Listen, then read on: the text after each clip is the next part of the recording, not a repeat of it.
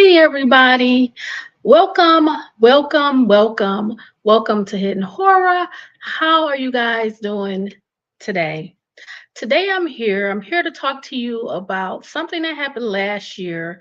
Last year there was a motion to continue that was signed by the defense back on May 20th, 2025. Now we know that Judge Stephen Hippler, he denied the motion to continue.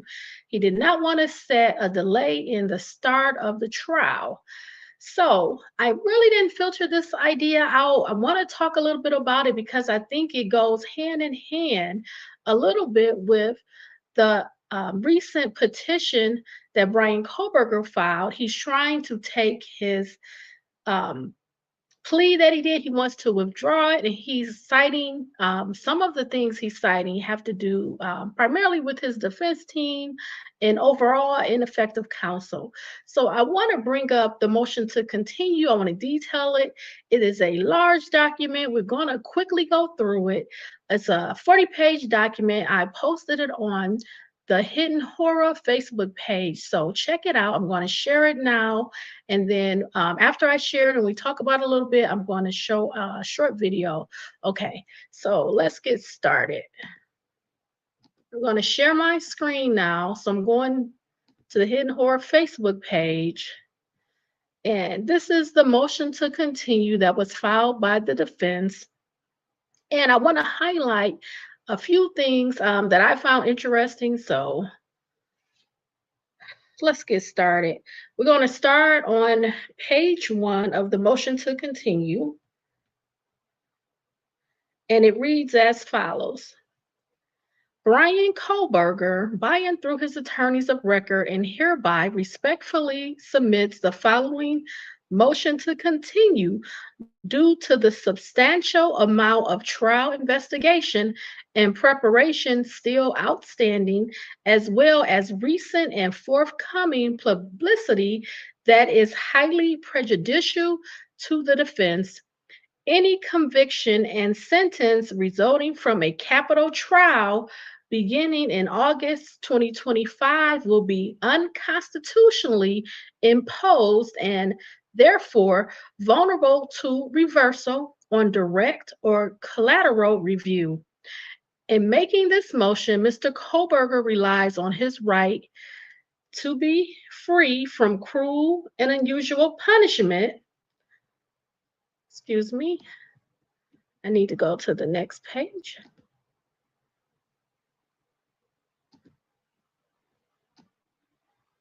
Try to make that larger for you. I'm going to read off the screen because I think that's going to make it a little bit easier.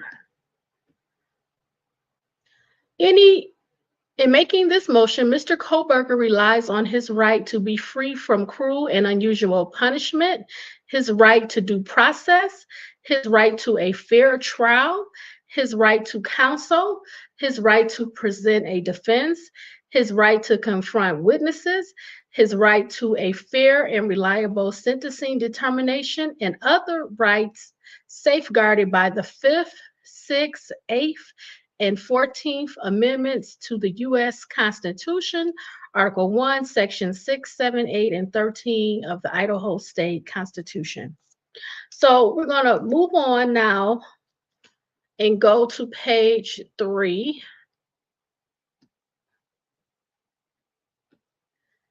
It says, Argument 1. The court has an obligation to uphold Mr. Kohberger's constitutional rights by vacating the trial date because defense counsel needs additional time to review discovery and prepare for the complex merits and sentencing phases unique to death penalty cases. So if you can recall, there was definitely times during court where Bryan Kohberger's defense outwardly stated that they needed more time, that they had large voluminous documents, that right up until I would say a few weeks before the trial was going to begin, they were still receiving discovery that they needed to review. And not just review it, but you have to do something about it. You have to get an investigator. You have to go and talk to people, talk to witnesses. You have to review the evidence. You have to review the lab reports. You have to sometimes get and hire specialists to do that. So it's just a lot of work. And typically, it takes years before a death penalty case actually goes to trial, especially with this particular case where there are 4 victims. So it's very challenging when you have multiple victims as well. It's usually for a felony case 3 or more years. Okay, so let's continue. The court has an obligation to enforce the constitutional rights of all persons, including prisoners. That's Brown v. Plata. Okay. As detailed in this motion, moving forward with a capital trial in August will infringe upon Mr. Kohberger's constitutional rights, as counsel requires more time to review discovery, complete investigations, and prepare for trial. When considering this request for a continuance, the court must weigh the issues against the heightened need for reliability in death penalty cases. So, this is also really important because it is a death penalty case. So it's really it's like a higher, you need to have more higher standards because the person's life is at risk if they are convicted. So that's also important. We're going to skip down and go to page 6 next. Okay.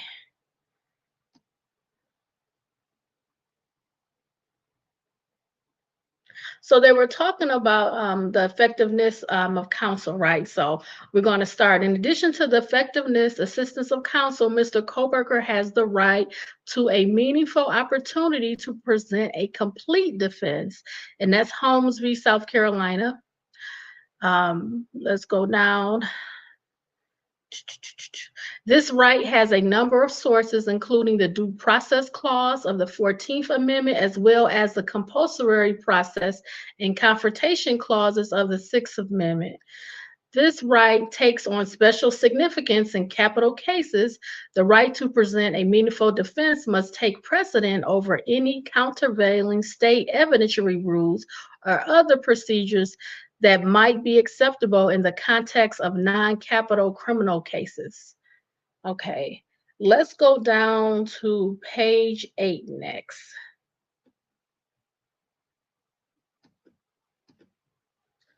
Okay, we're jumping in here. This is talking about mitigating evidence. When a jury is denied relevant mitigating evidence, either because counsel independently fails to conduct a complete investigation or because the court denies defense counsel adequate time or resources to conduct such an investigation, the defendant's rights under the 6th, 8th, and 14th Amendments of the U.S. Constitution, as well as the corollary guarantees in the Idaho Constitution, are violated, and any resulting death sentence cannot stand. Thus, individualized sentencing requires the presentation of mitigation evidence that is properly investigated, documented, and presented with the help of appropriate experts.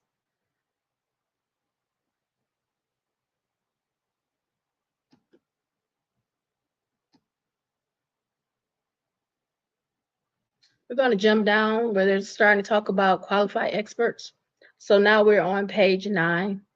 In line with the heightened protections afforded to capital defendants and stemming from both the rights to a meaningful opportunity to present a complete defense, capital defendants are entitled to necessary expert assistance.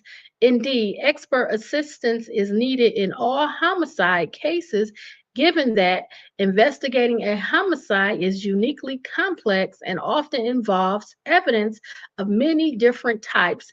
Analyzing and interpreting such evidence is impossible without consulting experts, whether pathologists, serologists, microanalysts, DNA analysts, ballistic specialists, translators, or others. Those are just examples. So, for example, the DNA, you need a DNA analyst to do that work. If you were dealing with firearms, you would want somebody from ballistics to look at that and et cetera. Okay. However, in a case where the prosecution elects to seek the death penalty, the right to access competent expert assistance is particularly important given that the prosecution and the defense rely more extensively on experts in death penalty cases than in other types of criminal cases. Got it. Okay, so we're going to go on ahead and go down.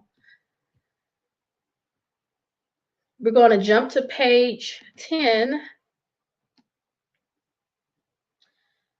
We're under section 3 now. In order to effectuate Mr. Kohberger's constitutional rights as described above, counsel must at least meet the minimum professional obligations for counsel on a capital case as outlined in the ABA guidelines. The ABA guidelines require high quality legal representation for all persons facing the possible imposition or execution of a death sentence by any jurisdiction. So I don't know if you guys can recall, but people would say that there are attorneys that are deaf qualified. That means that they have experience defending defendants, and they are deaf qualified. Okay, so that was something that was kind of going around when Ann Taylor's name had got brought up, because she had prior to that did some legal work for Zana Cornoto's mom, and there's not a lot of death penalty qualified attorneys that could defend Mr. Kohberger. So she had to go on the record and basically show that she would not have been impacted by that past relationship. Okay, let's continue. Okay, among many other things, the ABA guidelines recognize that every task ordinarily performed in the representation of a criminal defendant is more difficult and time-consuming when the defendant is facing execution. Due to the extraordinary and irrevocable nature of the penalty, at every stage of the proceedings, counsel must make extraordinary efforts on behalf of the accused. Okay. Now we're going to go on to page 11. With respect to investigation for the merits phase, the ABA guidelines are clear that counsel must thoroughly investigate and challenge every minute piece of the evidence the state purports to have to assume the accuracy of whatever information the client may initially offer or the prosecutor may choose or be compelled to disclose is to render ineffective assistance of counsel. The defense lawyer's obligation includes not only finding, interviewing, and scrutinizing the backgrounds of potential prosecution witnesses, but also searching for any other potential witness who might challenge the prosecution's version of events and subjecting all forensic evidence to rigorous, independent scrutiny. So again, this is why I'm kind of going over this information, because Bryan Kohberger alleges that exculpatory discovery was withheld from him, and he gave the example of hair that was a clump of hair in Ethan Chapman's hand. So this is why I'm going over the motion to continue, because again, it's the defense job and is to uphold Bryan Kohberger's constitutional rights to review the evidence, to interview witnesses, to locate your own witnesses that can challenge the prosecutor's version of what they say happened, their narrative, okay? Let's continue. In addition to a complete investigation of every piece of the state's case, counsel is then responsible for identifying and considering all legal claims potentially available, even if those claims have consistently lost in that jurisdiction. Okay? I'm going to jump down to this paragraph. This obligation places a significantly higher burden on defense counsel than in a non-capital case.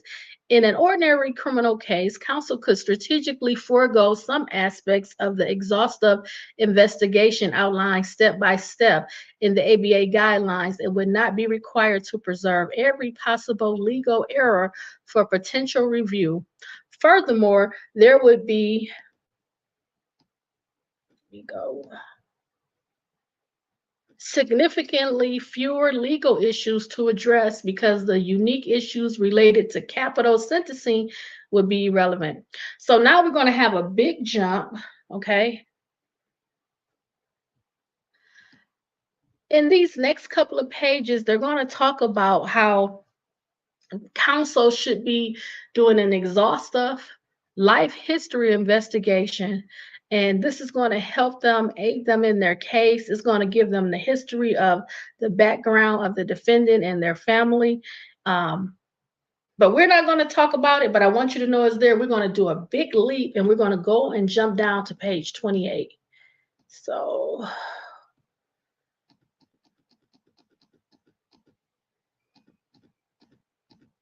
okay, so we're here now. We're getting closer, almost to the end. And we're going to start here on section 4. Counsel requires additional time to fulfill the minimum requirements described above, okay, in the pages above.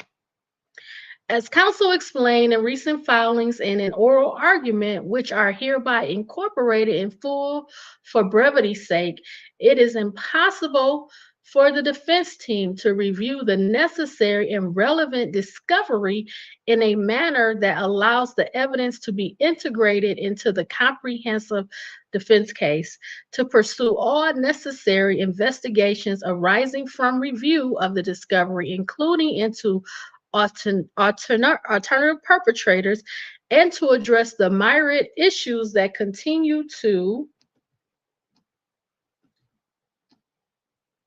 my apologies, arise from the state's failure to fully abide by this court's discovery and expert disclosure deadlines. Counsel requested that this court alleviate these problems by precluding the death penalty as a possibility, freeing up counsel's time to focus only on the merits phase preparation and removing the heightened standard of reliability that governs death penalty proceedings. Because the court denied that motion, counsel is obligated to seek a continuance to continue reviewing discovery, complete investigations relating to the merits phase, including into alternative perpetrators, and complete investigations into red flags that have arisen in the life history investigation. So basically, in the defense and Ann Taylor, they're basically saying the state can't have it both ways. You can't say you're going to keep the death penalty on the table.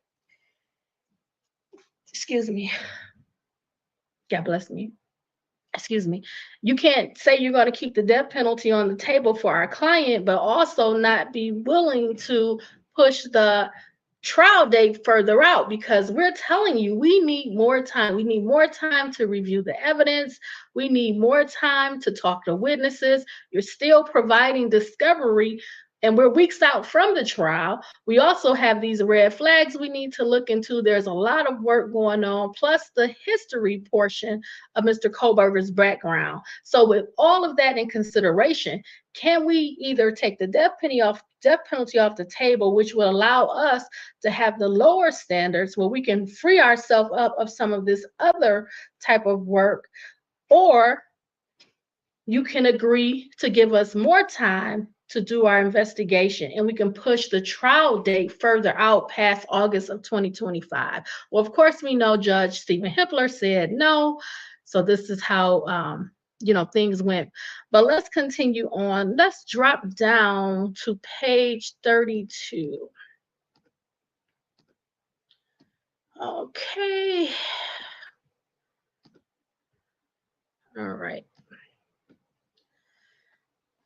Well, in part 5, this case has garnered substantial public interest, and the court previously issued a non-dissemination order restricting the release of certain information to the public in order to preserve the integrity of the proceedings and safeguard Mr. Kohberger's right to a fair trial.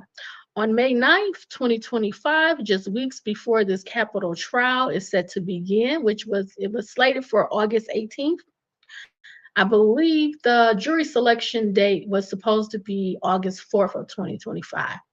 Excuse me. So on May 9th, 2025, just weeks before this capital trial is set to begin, Dateline NBC aired a 2-hour episode about this case titled The Terrible Night on King Road. The program includes details and materials, including video footage, cell phone records, and photographs of documents that are not publicly available through official channels.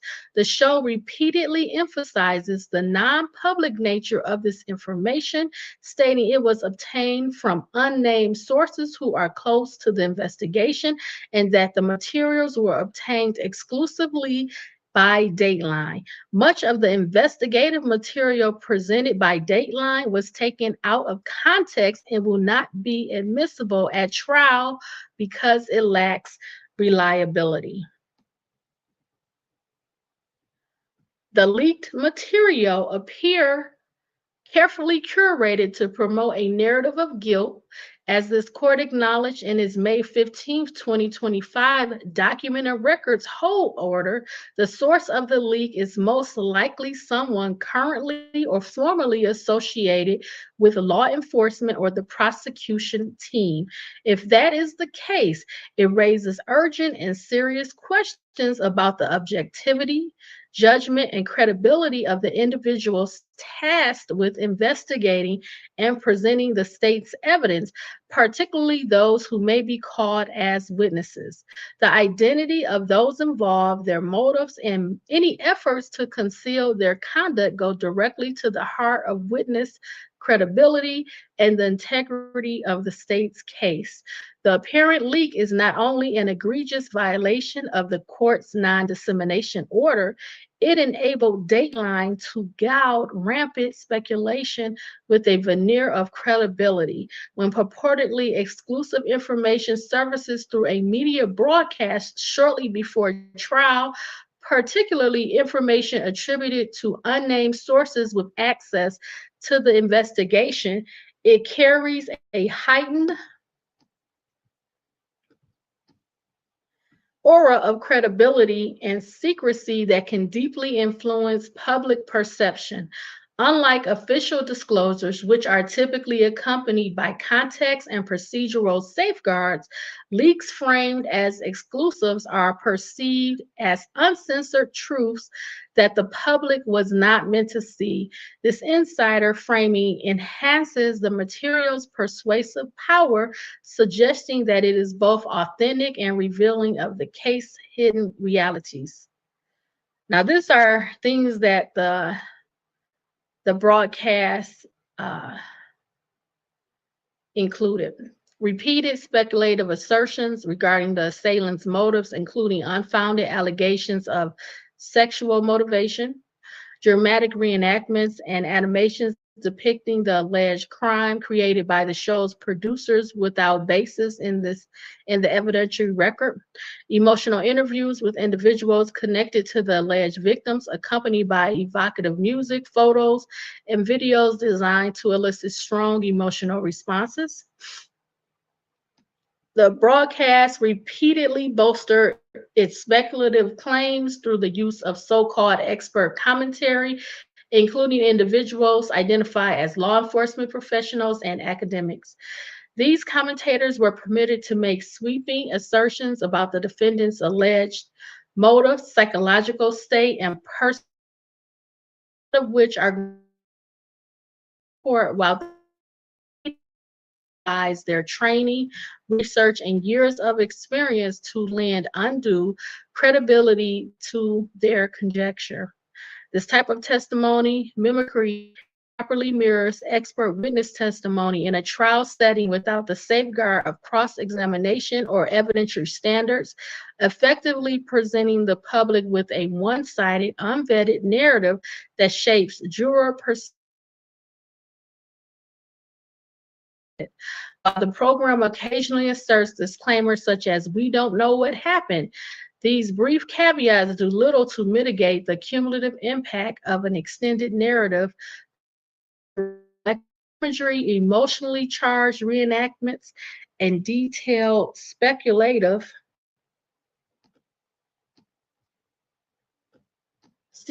descriptions of the crime. Okay, so we're going to move off of this. We're not going to deal with this anymore. We're going to go to page 38. Okay, so we're going to wrap this up. Mr. Kohberger deserves a fair trial from the outset to prevent an arbitrary or wrongful conviction and potential death sentence.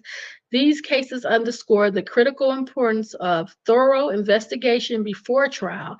This diligence is essential to avoid the costly and time-consuming process of reversing a conviction and death sentence years or even decades later. Okay. While there is no mechanical test for determining whether continuance should be granted, a trial cannot deny a continuance based on a myopic insistence upon expeditiousness in the face of a justifiable request for delay. In determining whether denial of a continuance request resulted in a violation of due process, the reviewing court looks to the circumstances of the case, particularly the reason presented to the trial judge at the time the request was denied.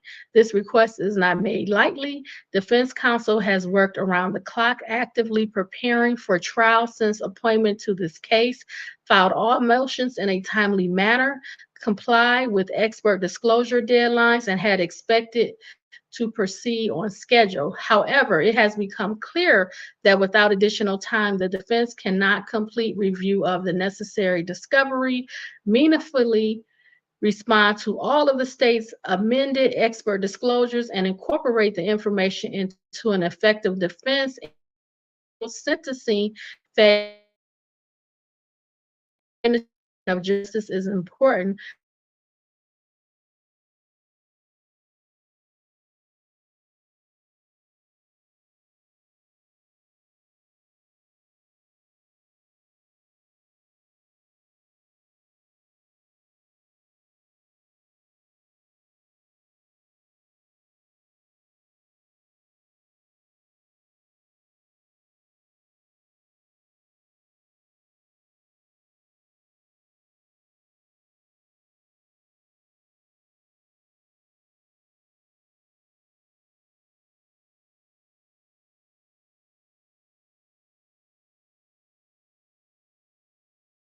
Whew, that was a lot.